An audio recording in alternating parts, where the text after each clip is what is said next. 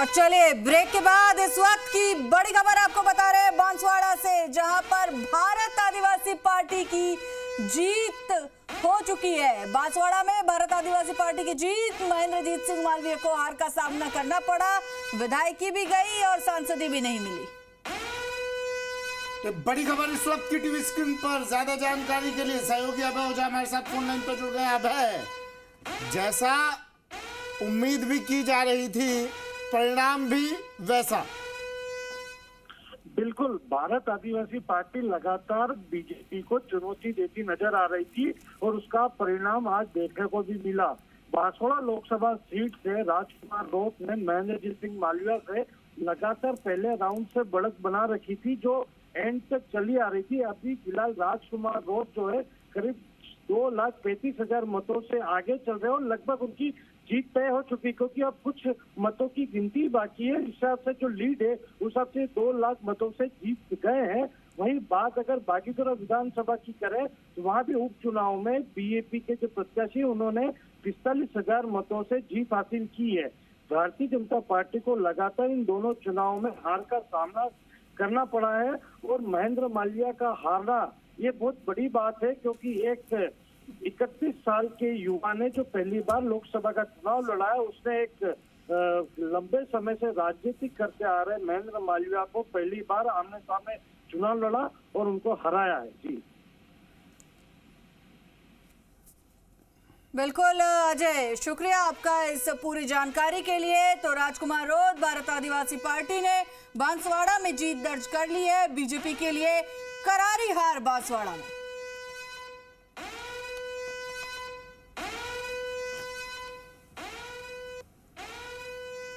और चलिए हमारे सहयोगी काशी हमारे साथ बने हुए हैं। काशी, क्या नजर आ रहा है अब जयपुर ग्रामीण सीट पर, किस तरह के आंकड़े सामने आ रहे हैं?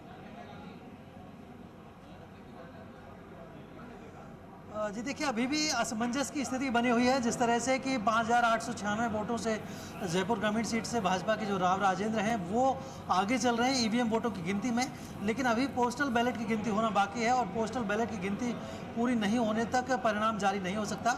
इसी बात को लेकर यहाँ पर असमंजस बना हुआ है।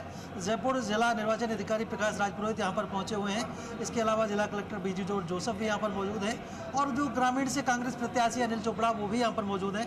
हालांकि भाजपा के जो प्रत्याशी राव राजेंद्र वो यहाँ पर नहीं पहुँचे हैं, लेकिन राव राजेंद्र की जीत ईवीएम वोटों की गिनती में हो चुकी है।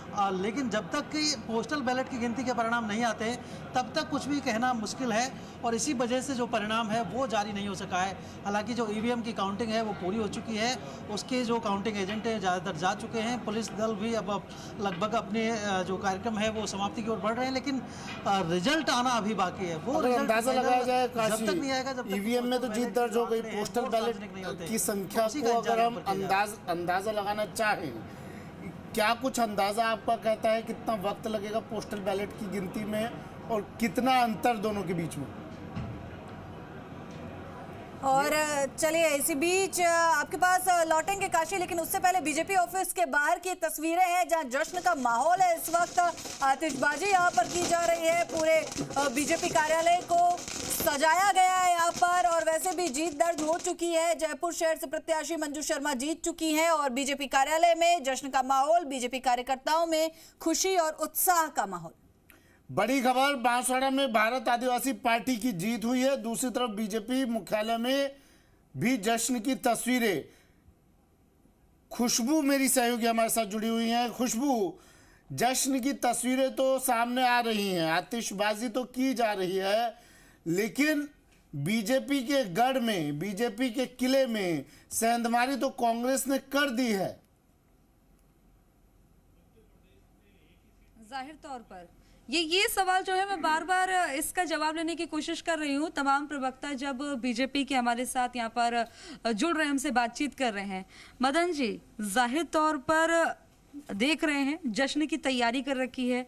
बीजेपी दफ्तर के बाहर आतिशबाजी भी हो रही है, लेकिन इस बार कांग्रेस ने सेंधमारी कर दी। इंडी गठबंधन ने जो है बीजेपी के गढ़ में जो है सेंधमारी कर दी है जाहिर तौर पर।